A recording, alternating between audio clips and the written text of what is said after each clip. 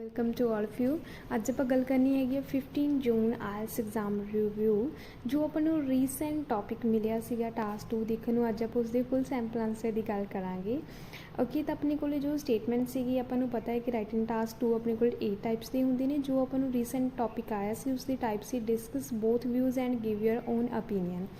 Okay, तो statement पहला देख लेने, फिर फुल सैंपल आंसर की गल करांगे कि किद्दां तुसीं वेरिएशन वकैब ऐड करके 7+ स्कोर गैट कर सकते हो। ठीक है। सम पीपल थिंक, कुछ लोग सोचते हैं increasing business and culture contact between countries bring many positive effect.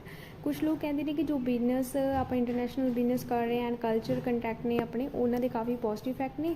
Other से it cause a loss of national identity, but कुछ कहते हैं कि नहीं जी तो नैशनल आइडेंटिटी जी अपनी वो लॉस करता है। ठीक है, दोनों व्यूज़ डिस्कस करने एंड अपना ओपीनियन देना। ठीक है, हुण इत्थे की है अपन टास्क रिस्पॉन्स समझने की जरूरत है कि टास्क रिस्पॉन्स की चीज़ होंदा है। ठीक है, टास्क रिस्पॉन्स मतलब जो थोड़ा जिन्ना क्वेश्चन ने पूछा है उन्ना आंसर करो। जिदा हूँ काफ़ी स्टूडेंट्स का होंदा है कि लाइक मैम एक आइडिया ऐड करना सी BP1 या 2 आइडियाज़ ऐड करने। ठीक है, ये एक रीज़न है कि तुसी किद्दां लाइक करना है। ठीक है, अगर तुहानूं क्वेश्चन के मैंशन किया गया है कि 2 आइडियाज़ मैंशन करो तो 2 करोगे, अगर एक गया है तो 1 करोगे। हुण तुसी कहोगे कि ये किद्दां हुंदा है, तो ओके आप स्टार्ट करते हैं कि जिद्दां अज दी स्टेटमेंट है मैं तुहानूं थोड़ा जिहा इसकी हैल्प दे नाल समझानी है कि किस तरीके दे नाल। ठीक है, हुण देखो अपने कोले बोथ व्यूज़ ऐसे आप एक पॉइंट एक दे विच लिखते हैं, एक दे विच। ठीक है, 2 रीजन देने होने। कई स्टूडेंट्स 2 आइडिया दो idea BP1 and 2 he idea BP2 च ऐड करते हैं। ठीक है, 2 आइडियाज़ ऐड करते हैं, कोई 1 करता है। बट ये की चीज़ है कि तुसी स्टेटमेंट समझनी है कि स्टेटमेंट तुहानूं एग्जाम च किद्दां दी। जिद्दां रीसेंट स्टेटमेंट सी उहदे विच सी तुसी 3 आइडियाज़ फुल ऐसे दे विच करने सी, मतलब 2 ideas BP1 which and 1 idea तुसी करना सीगा BP2 दे विच। ठीक है, वो किद्दां मतलब देखो अपने को सीगा कि जो पॉजिटिव इफैक्ट्स, ठीक है, इत्थों पता चल रहा है पॉजिटिव इफैक्ट मतलब कि वो कहते ज़्यादा पॉजिटिव इफैक्ट ने। तो वो आप इसके पॉजिटिव इफैक्ट दसने से कि हाँ जी किहड़े पॉजिटिव इफैक्ट ही ने और किहड़े नहीं। ठीक है, ये ਜਿਹੜੇ ਤੁਸੀਂ 2 पॉजिटिव इफैक्ट ਦਾ मतलब एक तो ਹੁਣ ज़्यादा ਤੁਹਾਨੂੰ ਦੱਸਣਾ ਪੈਣਾ ਸੀ पॉजिटिव इफैक्ट, एक आइडिया थोड़ा नहीं चलना सी इफैक्ट ਸੀਗਾ ਤਾਂ ਆਪਾਂ ਨੂੰ पॉजिटिव इफैक्ट 2 ही दसने पैणगे। ठीक है, तो उस तो अगे अपने को ਕੀ ਹੈਗਾ अदर से it loss national identity. But कुछ कह रहे कि नैशनल आइडेंटिटी वो अपन एक ही दसिया कि नैशनल आइडेंटिटी का जो लॉस हो रहा है नाल। ठीक है, तो वो एक ही आइडिया दोगे कि नैशनल आइडेंटिटी का लॉस क्यों हो रहा या किद्दां हो रहा। ठीक है, इस तरीके मतलब 2 आइडियाज़ BP1 के पॉजिटिव इफैक्ट्स दे। ठीक है, तो एक आइडिया जो नैशनल जो लॉस हो रहा है। ठीक है, तो अपने को दोनों व्यूज़ डिस्कस करके आप अपना ओपीनियन देना सीगा। ओके, तो उस तो पहला आप फुल सैंपल आंसर स्टार्ट करने तो पहला आप गल कर लीए कि जो अपना न्यू राइटिंग बैच जो स्टार्ट हो रहा, काफ़ी स्टूडेंट्स ਦੇ 15 जून जो स्टार्ट आया उसके लिए कॉल आ रही सी, मैसेजेस आ रहे थे। बट जो अपना 15 जून स्टार्ट होया वो बुक है। ठीक है, उसके हुण होर स्टूडेंट्स नहीं ऐड कर, क्योंकि अगर जो ज़्यादा स्टूडेंट्स मैं ऐड करती हाँ तो वो थोनों भी लाइक टाइम नहीं दे पाती कि ठीक है कि अगर तुसी कोई डाउट क्लीयर करना क्लास के दौरान तो तुसी नहीं कर पाते। ठीक है, सो इस कि मैं थोड़े स्टूडेंट ही एक बैच के ऐड करती हाँ, जिस दे नाल तुहानूं इदां ना होवे कि एक बैच है और बैच के ही मतलब पढ़ाया जा रहा है, साडे ते जिहड़ी परसनली अटेंशन नहीं दिता जा रहा है। ठीक है, इसलिए हुण अपने को की न्यू बैच जो स्टार्ट हो रहा है। ठीक है, तो वो अपने को 1 जुलाई में स्टार्ट हो रहा, तो तुसी जल्दी तो जल्दी जी अपनी एडमिशन करवा लो, बिकॉज जल्दी जड़ियाँ सीट्स बुक हो जाएंगी। ठीक है, क्योंकि लिमिटेड स्टूडेंट होंगे आ तो फिर मैं भी ज़्यादा स्टूडेंट नहीं रख देगी। ठीक है, तो इस बैच के ये नहीं होगा कि मैं परसनली तुहानूं पढ़ावांगी। ठीक है, तो लाइक बैच के पढ़ा दिता और तुसी परसनली कोई क्वेश्चन नहीं पुट कर सकते। ठीक है, अगर तुहानूं पढ़ाते टाइम भी कोई प्रॉब्लम आती है, ठीक है, तुहानूं कुछ पता नहीं चल रहा तो तुसी इमीडिएटली उत्थे ही मैंने स्टॉप करके पूछ सकते हैं कि ये चीज़ किद्दां आई या किवें आया। ठीक है, ਤੁਹਾਨੂੰ मैं ये की करवाना है बैच के अपना होएगा स्ट्रक्चर क्लीयर करवावांगी, कंपलैक्स सेंटेंस करावांगी, पैसिव वॉइस करावांगी। ठीक है, जी कंपलैक्स पैसिव अगर मैं तुहानूं रूल्स अकॉर्डिंग करवावांगी, अगर तुहानूं उस टाइम कुछ समझ नहीं आता तुसीं नाल दी नाल पुछ सकते हैं। ठीक है, conditional sentence, question form, simple variation. ठीक है, तो दोनों टास्क के लिए वेरिएशन करावांगी, सैंपल आंसर करवावांगी, टास्क 2 के भी टास्क 1 के वकैब प्रोवाइड करवावांगी। ठीक है, देखो वेरीएशन एंड वकैब का ही कमाल है जो थोड़े 7+ स्कोर आते हैं। ठीक है, राइटिंग के तो तुसी वकैब एंड जी वेरीएशन है किद्दां इंप्रूव करनी है उस बैच के मैं 1 मंथ के जस्ट तुहानूं कह रही हूँ, जस्ट 1 मंथ के इंप्रूव होएगी थोड़ी वेरीएशन भी एज वेल एज वकैब भी। ठीक है, तो इस दे नाल की है टास्क 1 के लिए थोड़ियां जी वेरीएशन अलग होंदियां, तो भी तुहानूं मैं variation specially for academic students के लिए। ठीक है, जिन्ने चार्ट ने अपने को 7 चार्ट ने तो 7 चार्ट्स के लिए अपन वेरीएशन चाहिए होंदियां ने। ठीक है, तो उस लिए वेरीएशन ਤੁਹਾਨੂੰ ਪ੍ਰੋਵਾਈਡ ਕੀਤੀਆਂ ਜਾਣਗੀਆਂ ਇਸ ਬੈਚ ਦੇ ਵਿੱਚ, ਠੀਕ ਹੈ। 7+ ਸਕੋਰ ਤੁਸੀਂ ਕਿੱਦਾਂ ਲਿਆ ਸਕਦੇ ਹੋ, ਉਸਦੇ ਟਿਪਸ ਐਂਡ ਟ੍ਰਿਕਸ ਦਿੱਤੇ ਜਾਣਗੇ, ਠੀਕ ਹੈ। ਰੀਫਰੇਜ਼ ਕਿੱਦਾਂ ਕਰਨੀ ਹੈ, ਜਿੱਦਾਂ ਮੈਂ ਤੁਹਾਨੂੰ ਹਰ ਇੱਕ ਵੀਡੀਓ 'ਚ ਦੱਸਦੀ ਹਾਂ ਕਿ ਸੈਂਟੈਂਸ ਟੂ ਸੈਂਟੈਂਸ ਕਰਨੀ ਹੈ, ਬਟ ਕਾਫੀ ਸਟੂਡੈਂਟਸ ਦੇ ਮੇਰੇ ਕੋਲ ਮੈਸੇजेस ਆ ਰਹੇ ਆ ਕਿ ਸਾਨੂੰ ਸੈਂਟੈਂਸ ਟੂ ਸੈਂਟੈਂਸ ਰੀਫਰੇਜ਼ ਕਰਨ 'ਚ ਪ੍ਰੋਬਲਮ ਆ ਰਹੀ ਹੈ, ਮਤਲਬ ਪੈਸਿਵ ਨਹੀਂ ਆ ਰਹੇ, ਕੰਪਲੈਕਸ ਨਹੀਂ ਆ ਰਹੇ। ਸੈਂਟੈਂਸ ਟੂ ਸੈਂਟੈਂਸ ਰੀਫਰੇਜ਼ ਤਾਂ ਹੋਏਗੀ ਅਗਰ ਤੁਹਾਨੂੰ ਕੰਪਲੈਕਸ ਸੈਂਟੈਂਸ ਆ ਰਹੇ ਨੇ ਐਂਡ ਪੈਸਿਵ ਸੈਂਟੈਂਸ ਪਤਾ ਹੈ, ਠੀਕ ਹੈ। ਉਸ ਤੋਂ ਬਿਨਾਂ ਨਹੀਂ ਹੋ ਸਕਦੀ, ਤਾਂ ਉਹ ਵੀ ਮੈਂ ਕਰਵਾਵਾਂਗੀ ਬੈਚ ਦੇ ਵਿੱਚ। ਕਨੈਕਟਰਸ ਪ੍ਰੋਵਾਈਡ ਕਰਾਵਾਂਗੀ, ਫ੍ਰੀ ਮਟੀਰੀਅਲ ਹੋਏਗਾ ਤੁਹਾਨੂੰ ਇਸ ਬੈਚ ਦੇ ਵਿੱਚ, ਠੀਕ ਹੈ, ਜਿਸ ਦੇ ਨਾਲ ਕੀ ਹੈ ਤੁਸੀਂ ਜਿਹੜੇ ਆਪਣੇ ਕਨੈਕਟਰਸ ਲਾਈਕ ਆਪਣੇ ਆਈਡੀਆਜ਼, ਕਨੈਕਟਰਸ, ਵਕੈਬ ਇੰਪਰੂਵ ਕਰ ਸਕਦੇ ਹਾਂ, ਠੀਕ ਹੈ।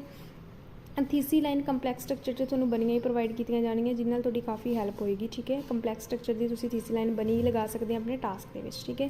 ਤਾਂ ਵਕੈਬ ਦੀਆਂ ਵੀ ਇੱਕ ਸੀਕ੍ਰੇਟ ਟਿਪਸ ਦੱਸਾਂਗੀ ਕਿ ਕਿਸ ਤਰੀਕੇ ਦੇ ਨਾਲ ਤੁਸੀਂ ਜਿਹੜੀ ਆਪਣੀ ਵਕੈਬ ਇੰਪਰੂਵ ਕਰ ਸਕਦੇ ਹਾਂ। ਅਤੇ ਜਸਟ 1 ਮੰਥ ਦਾ ਬੈਚ ਹੋਊਗਾ, ਤੁਸੀਂ ਆਪਣੀ ਮਨੀ ਐਂਡ ਟਾਈਮ ਕਾਫੀ ਵੇਸਟ ਕਰ ਚੁੱਕੇ ਹੋ ਜਾਂ ਐਗਜ਼ਾਮ ਵੀ ਦੇ ਚੁੱਕੇ ਹੋ, ਠੀਕ ਹੈ, ਬਟ ਸਟਿਲ 5.5 ਹੈ, ਤਾਂ ਤੁਸੀਂ ਜਸਟ 1 ਮੰਥ ਇਸ ਬੈਚ ਨੂੰ ਦੇ ਕੇ ਦੇਖੋ। 1 ਮੰਥ ਬਾਅਦ ਤੁਹਾਨੂੰ ਇੰਪਰੂਵਮੈਂਟ ਸ਼ੋ ਹੋਏਗੀ, ਠੀਕ ਹੈ। ਈਵਨ ਵਿਦਿਨ 15 ਡੇਜ਼ 'ਚ ਤੁਹਾਨੂੰ ਪਤਾ ਚੱਲ ਜਾਏਗਾ ਕਿ ਤੁਹਾਡੀ ਜਿਹੜੀ ਇੰਪਰੂਵਮੈਂਟ ਹੋ ਰਹੀ ਹੈ, ਠੀਕ ਹੈ। ਤਾਂ ਤੁਸੀਂ ਦੇਖ ਸਕਦੇ ਹੋ ਕਿ ਜੋ ਸਟੂਡੈਂਟਸ ਨੇ ਐਗਜ਼ਾਮ ਦਿੱਤੇ ਹੈਗੇ, ਠੀਕ ਹੈ, ਤੁਹਾਨੂੰ ਲਾਈਕ ਮੈਂ ਔਨਲਾਈਨ ਰਿਵਿਊ ਵੀ ਸ਼ੇਅਰ ਕਰਦੀ, ਜੋ ਸਟੂਡੈਂਟਸ ਨੇ ਕਲਾਸਿਸ ਲਈ ਹੈ ਤਾਂ ਉਹਨਾਂ ਦੀ ਇੰਪਰੂਵਮੈਂਟ ਹੋਈ ਹੈ, ਠੀਕ ਹੈ। ਤਾਂ ਤੁਹਾਡੀ ਵੀ ਇੰਪਰੂਵਮੈਂਟ ਹੋ ਸਕਦੀ ਹੈਗੀ ਹੈ, ਠੀਕ ਹੈ। ਤਾਂ ਰਾਈਟਿੰਗ ਦਾ ਤੁਸੀਂ ਇਹ ਬੈਚ ਜੁਆਇਨ ਕਰ ਸਕਦੇ ਹਾਂ। ਤਾਂ 1 ਜੁਲਾਈ ਨੂੰ ਆਪਣਾ ਇਹ ਨਿਊ ਬੈਚ ਸਟਾਰਟ ਹੋਣਾ ਹੈ, ਤਾਂ ਠੀਕ ਹੈ। ਤਾਂ ਆਪਣੀ ਜਲਦੀ ਤੋਂ ਜਲਦੀ ਜਿਹੜੀ ਐਡਮਿਸ਼ਨ ਲੈ ਲਓ। ਮੈਂ ਇੰਨਾ ਐਡਵਾਂਸ ਤਾਂ ਦੱਸ ਰਹੀ ਹਾਂ, 15 ਡੇਜ਼ ਤੋਂ ਐਡਵਾਂਸ ਤਾਂ ਦੱਸ ਰਹੀ ਹਾਂ ਕਿਉਂਕਿ ਬਾਅਦ ਵਿੱਚ ਸਟੂਡੈਂਟਸ ਕਾਫੀ ਜਿਹੜੇ ਉੱਦਾਂ ਹੀ ਲਾਈਕ ਰਹਿ ਜਾਂਦੇ ਨੇ ਐਡਮਿਸ਼ਨ ਤੋਂ, ਫਿਰ ਉਹਨਾਂ ਨੂੰ ਫਿਰ ਵੇਟ ਕਰਨੀ ਪੈਂਦੀ ਹੈ, ਠੀਕ ਹੈ। ਤਾਂ ਕਰਕੇ ਇਸ ਲਈ ਮੈਂ ਕਿਹਾ ਹੈ ਕਿ ਤਾਂ ਪਹਿਲਾਂ ਹੀ ਤੁਸੀਂ ਆਪਣਾ ਜਿਹੜਾ ਜੁਆਇਨ ਕਰ ਲਓ। ਤਾਂ ਇਹ ਆਪਣੇ ਕੋਲ ਕੋਈ ਹੋਰ ਡਿਟੇਲ ਤੁਹਾਨੂੰ ਚਾਹੀਦੀ ਹੈ ਇਸ ਬੈਚ ਦੇ ਰਿਗਾਰਡਿੰਗ, ਤਾਂ ਤੁਸੀਂ ਇਸ ਨੰਬਰ 'ਤੇ ਕੰਟੈਕਟ ਕਰ ਸਕਦੇ ਐਂਡ ਐਡਮਿਸ਼ਨ ਕਰਵਾ ਸਕਦੇ ਹਾਂ, ਠੀਕ ਹੈ। ਓਕੇ, ਤਾਂ ਆਪਾਂ ਜਿਹੜਾ ਅੱਜ ਦਾ ਸੈਂਪਲ ਆਂਸਰ ਸਟਾਰਟ ਕਰਦੇ ਹੈਗੇ ਹਾਂ।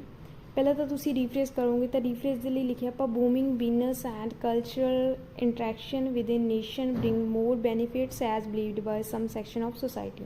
ਇਹ ਆਪਣੇ ਕੋਲ ਸੈਂਟੈਂਸ ਹੈ ਪੈਸਿਵ ਫਾਰਮ ਦੇ ਵਿੱਚ, ਜਿਸ ਦੇ ਵਿੱਚ ਆਪਾਂ ਕਲੀਅਰ ਕੀਤਾ ਕਿ ਬਿਜ਼ਨਸ ਐਂਡ ਕਲਚਰਲ ਜਿਹੜੀ ਇੰਟਰੈਕਸ਼ਨ ਹੁੰਦਾ ਹੈ, ਜੋ ਆਪਣਾ ਗੱਲਬਾਤ ਹੋ ਰਹੀ ਹੈ, ਠੀਕ ਹੈ, ਇੰਟਰਨੈਸ਼ਨਲ ਬਿਜ਼ਨਸ ਐਂਡ ਕਲਚਰ ਦੇ ਰਿਗਾਰਡਿੰਗ ਨੇਸ਼ਨ ਦੇ ਅਮੰਗ, ਠੀਕ ਹੈ।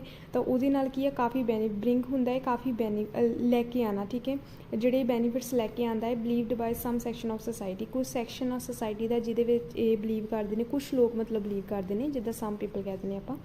ਹਾਊ ਐਵਰ, ਇਸ ਤੋਂ ਕੰਟਰਡਿਕਟ ਗੱਲ ਕਰਨੀ ਹੈ, ਦੈਟਸ ਵਾਈ ਆਪਾਂ ਯੂਜ਼ ਕੀਤਾ however. Other have conflicting views and opine that, ਕਹਿੰਦੇ ਕੁਛ ਤੇ ਇਹਨਾਂ ਤੋਂ ਉਲਟ ਵਿਊਜ਼ ਨੇ, ਠੀਕ ਹੈ, ਐਂਡ ਉਹ ਮੰਨਦੇ ਨੇ ਦਿਸ ਟਰੈਂਡ, ਜਿਹੜਾ ਇਹ ਟਰੈਂਡ ਹੈਗਾ damage the basic identity of native countries, ਠੀਕ ਹੈ। ਇਹ ਨੇਟਿਵ ਕੰਟਰੀਜ਼ ਦੀਆਂ ਬੇਸਿਕ ਆਇਡੈਂਟੀਟੀ ਜਿਹੜੀ ਹੈਗੀ ਆ ਉਹਦਾ ਲੋਸ ਦਾ ਕਾਰਨ ਬਣ ਸਕਦੀ ਹੈ, ਠੀਕ ਹੈ। I will discuss both views along with my perspective, ਕਿ ਮੈਂ ਦੋਨੋਂ ਵਿਊਜ਼ ਡਿਸਕਸ ਕਰਨੇ ਆ ਵਿਦ ਮੇਰੇ ਪਰਸਪੈਕਟਿਵ ਦੇ, ਠੀਕ ਹੈ। ਪਰਸਪੈਕਟਿਵ ਮੀਨਸ ਓਪੀਨੀਅਨ, ਠੀਕ ਹੈ। ਓਕੇ, ਤਾਂ ਆਪਾਂ ਸਟਾਰਟ ਕਰਦੇ ਹੈਗੇ ਹਾਂ ਹੁਣ ਆਪਣਾ BP1। ਓਕੇ, ਪਹਿਲਾਂ ਲਗਾਇਆ to begin with, there are several reason why expansion ਹੁੰਦਾ ਵਿਸਥਾਰ, expansion of business and cross culture communication is a positive feature. ਕਹਿੰਦੇ ਇਸ ਦੇ ਪਿੱਛੇ ਕਾਫੀ ਰੀਜ਼ਨ ਹੈ, ਠੀਕ ਹੈ, ਕਿ ਕਿਉਂ ਜਿਹੜਾ ਆਪਾਂ ਇਸ ਨੂੰ ਪੋਜ਼ੀਟਿਵ ਫੀਚਰ ਕਹਿੰਦੇ ਨੇ ਜਾਂ ਲੋਕ ਕਹਿੰਦੇ ਨੇ ਕਿ ਕਿਉਂ ਇਹ ਪੋਜ਼ੀਟਿਵ ਹੈ, ਠੀਕ ਹੈ। ਆਪਣਾ ਬਿਜ਼ਨਸ ਐਂਡ ਕ੍ਰੋਸ ਕਲਚਰ ਜਿਹੜੀ ਕਮਿਊਨੀਕੇਸ਼ਨ ਹੈ, ਠੀਕ ਹੈ।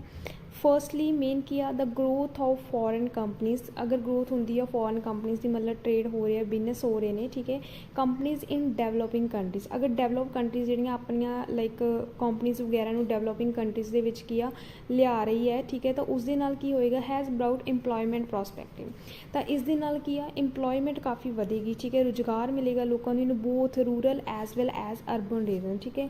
ਦੋਨਾਂ ਹੀ ਖੇਤਰਾਂ ਦੇ ਵਿੱਚ, ਸ਼ਹਿਰੀ ਐਂਡ ਪੇਂਡੂ ਖੇਤਰਾਂ ਦੇ ਵਿੱਚ ਉਹਨਾਂ ਨੂੰ ਲਾਈਕ ਇੰਪਲੋਇਮੈਂਟ ਰੁਜ਼ਗਾਰ ਮਿਲੇਗਾ ਲੋਕਾਂ ਨੂੰ, ਠੀਕ ਹੈ। ਫਸਟ ਬੈਨੀਫਿਟ ਇਹ ਆ, ਤਾਂ ਕਰਕੇ ਆਪਾਂ ਇਸ ਨੂੰ ਕਹਿ ਰਹੇ ਹਾਂ ਪੋਜ਼ੀਟਿਵ ਹੈ, ਠੀਕ ਹੈ। ਟੂ ਇਲੈਬੋਰੇਟ ਇਟ, ਇਸ ਨੂੰ ਇਲੈਬੋਰੇਟ ਕਰਨ ਲੱਗੇ ਹਾਂ। Factories need a huge number of employees in order to run a business in a good way, ਠੀਕ ਹੈ। ਕਹਿੰਦੇ ਕਿ ਇਲੈਬੋਰੇਟ ਕੀਤਾ ਹੈ ਕਿ ਫੈਕਟਰੀਜ਼ ਨੂੰ ਨੀਡ ਆ ਇੱਕ ਕਾਫੀ ਵੱਡੇ ਨੰਬਰ 'ਤੇ ਇੰਪਲੋਇਜ਼ ਦੀ ਨੀਡ ਹੁੰਦੀ ਹੈ, ਠੀਕ ਹੈ, ਜਦੋਂ ਵੀ ਉਹ ਕੋਈ ਬਿਜ਼ਨਸ ਸਟਾਰਟ ਕਰਦੇ ਆ, ਠੀਕ ਹੈ। ਕੋਈ ਵੀ ਬਿਜ਼ਨਸ ਨੂੰ ਇੱਕ ਵਧੀਆ ਤਰੀਕੇ ਨਾਲ ਰਨ ਕਰਨ ਲਈ ਇੰਪਲੋਇਜ਼ ਦੀ ਜ਼ਰੂਰਤ ਪੈਂਦੀ ਹੈ, ਠੀਕ ਹੈ। ਤਾਂ ਆਪਾਂ ਨੂੰ ਪਤਾ ਹੀ ਹੈ ਕਿ ਫੈਕਟਰੀਜ਼ ਦੇ ਲਈ ਕਿੰਨੇ ਇੰਪਲੋਇਜ਼ ਦੀ ਜ਼ਰੂਰਤ ਹੁੰਦੀ ਹੈ, ਠੀਕ ਹੈ। So it would be great, ਠੀਕ ਹੈ, ਇਹ ਗ੍ਰੇਟ ਓਪਰਚੁਨਿਟੀ ਆ for not only skilled worker but also for non skilled employees. ਕਹਿੰਦੇ ਇਕੱਲੇ ਸਕਿਲਡ ਵਰਕਰਸ ਦੇ ਲਈ ਨਹੀਂ, ਕਿਉਂਕਿ ਸਕਿਲਸ ਨੂੰ ਹਾਇਰ ਪੋਜੀਸ਼ਨ ਮਿਲ ਸਕਦੀ ਹੈ, ਠੀਕ ਹੈ, ਬਟ ਲੇਬਰ ਦੇ ਲਈ ਵੀ ਕਾਫੀ ਇੰਪਲੋਇਜ਼ ਦੀ ਜ਼ਰੂਰਤ ਹੁੰਦੀ ਆ। ਕਹਿੰਦੇ ਸਕਿਲਡ ਐਂਡ ਨॉन ਸਕਿਲਡ ਦੋਨੋਂ ਦੇ ਲਈ ਹੀ ਬੈਨੀਫਿਸ਼ੀਅਲ ਹੈ, ਠੀਕ ਹੈ। ਤਾਂ ਇਹ ਆਪਣੇ ਕੋਲ ਸਿੰਪਲ ਵੇਰੀਏਸ਼ਨ ਜਾਂ ਨॉट ਓनली बट ਆਲਸੋ। ਉਸ ਤੋਂ ਅੱਗੇ ਆਪਣੇ ਕੋਲ ਹੈ ਅਪਾਰਟ ਫਰੋਮ ਦਿਸ, ਠੀਕ ਹੈ।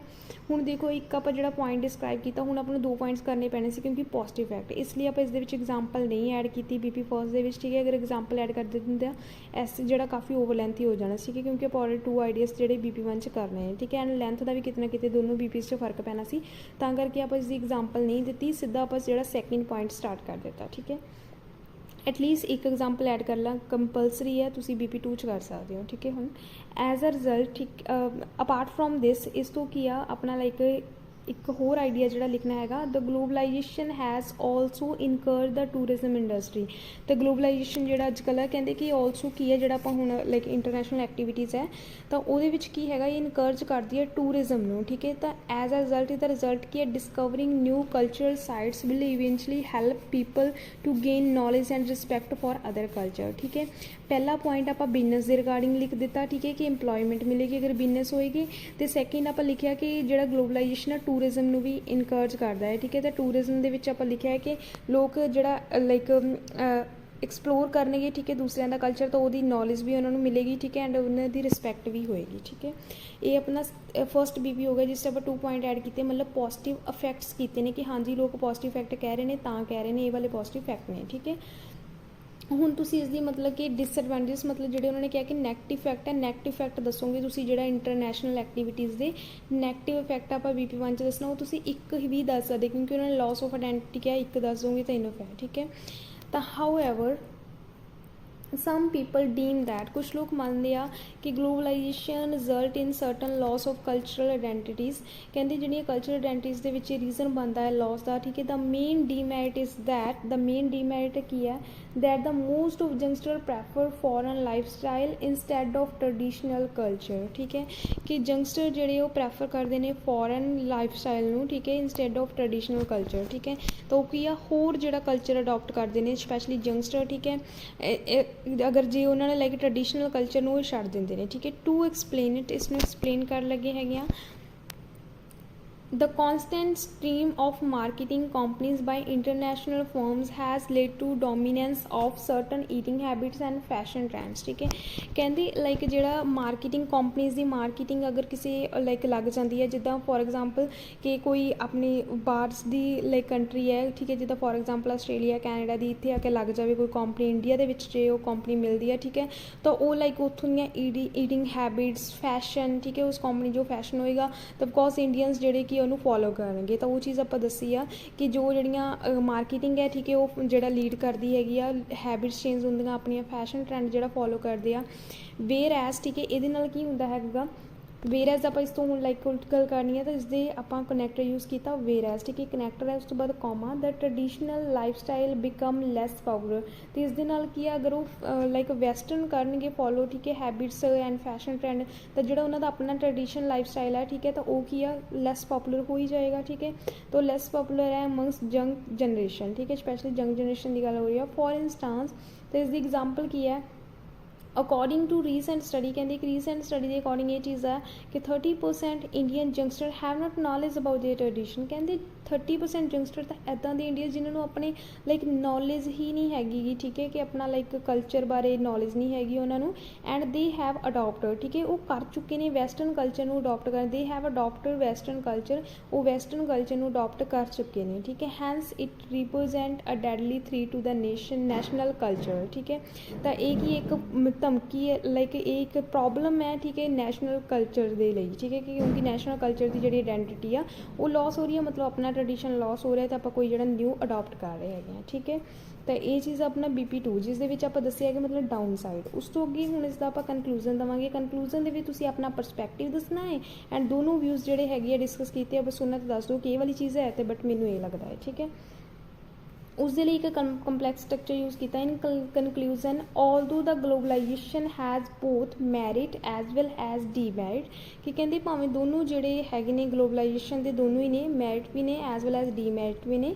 Yet I am very convince that, ਪਰ ਫਿਰ ਵੀ ਮੈਨੂੰ ਇਹ ਚੀਜ਼ ਲੱਗਦੀ ਹੈ, the advantages of increasing international activities can not be ignored as mentioned in the essay, ਕਿ ਪਰ ਫਿਰ ਵੀ ਜਿਹੜੀਆਂ ਇਹਦੀਆਂ ਐਡਵਾਂਟੇਜਸ ਨੇ ਉਹ ਜ਼ਿਆਦਾ ਹੈ, ਠੀਕ ਹੈ, ਜਿਹੜੀਆਂ ਕਿ ਇਗਨੋਰ ਨਹੀਂ ਕੀਤੀਆਂ ਜਾ ਸਕਦੀਆਂ, ਜਿੱਦਾਂ ਕਿ ਐਸੇ ਦੇ ਵਿੱਚ ਮੈਂਸ਼ਨ ਨੇ, ਠੀਕ ਹੈ। ਤਾਂ ਇਹ ਚੀਜ਼ ਹੈ ਆਪਣਾ ਇੱਦਾਂ ਜਿਹੜਾ ਫੁੱਲ ਸੈਂਪਲ ਆਂਸਰ ਹੈ, ਜਿਸ ਦੇ ਵਿੱਚ ਤੁਸੀਂ ਵੋਕੈਬੁਲੇਸ਼ਨ ਵਗੈਰਾ ਐਡ ਕਰਕੇ ਆਪਣਾ ਜਿਹੜਾ ਟਾਸਕ ਵਧੀਆ ਤਰੀਕੇ ਨਾਲ ਲਿਖ ਸਕਦੇ ਸੀਗੇ, ਠੀਕ ਹੈ। ਤਾਂ ਆਈ ਹੋਪ ਅੱਜ ਦੀ ਵੀਡੀਓ ਤੁਹਾਡੀ ਇਨਫੋਰਮੇਟਿਵ ਹੋਵੇਗੀ। Thanks for ਵਾचिंग।